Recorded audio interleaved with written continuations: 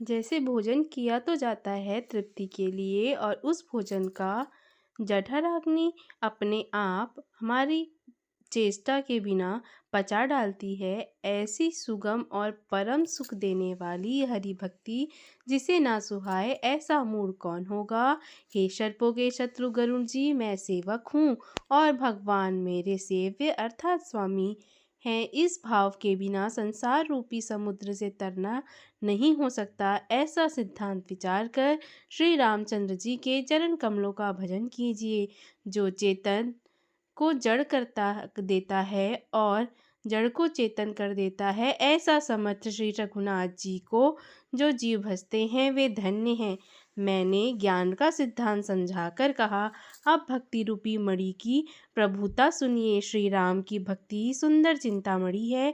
हे गरुण जी, यह जिसके हृदय के अंदर बसती है वह दिन रात परम प्रकाश रूप रहता है। उसको दीपक, घी और बत्ती कुछ भी नहीं चाहिए। इस प्रकार मणि का एक तो स्वाभाविक प्रकाश रहता है, फिर मोह रूपी दरिद्रता नजदीक नहीं आती क्योंकि मणि स्वयं धन रूप है, और तीसरे लोभ रूपी हवा उस मणिमय दीप को बुझा नहीं सकती। अविद्या का प्रबल अंधकार मिट जाता है, मद आदि पतंगों का सारा समूह हार जाता है।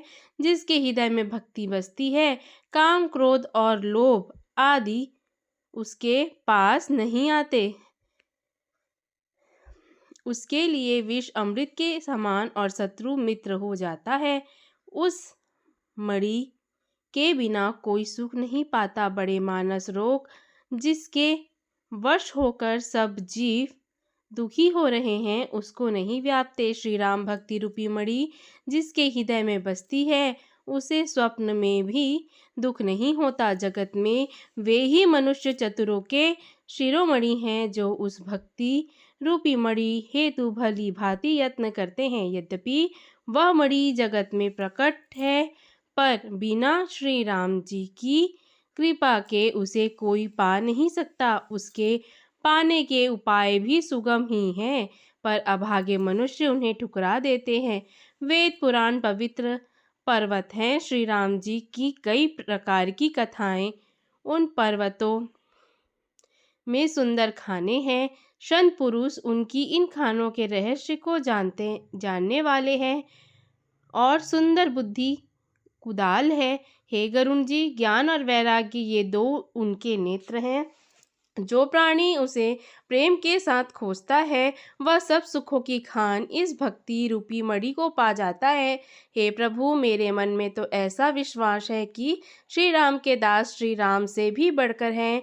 श्री रामचंद्र जी समुद्र हैं तो धीर संत पुरुष मेघ हैं। श्री हरि चंदन के वृक्ष हैं तो संत पवन हैं। सब साधनों का फल सुंदर हरि भक्ति ही है। उसे संत के बिना किसी ने नहीं पाया।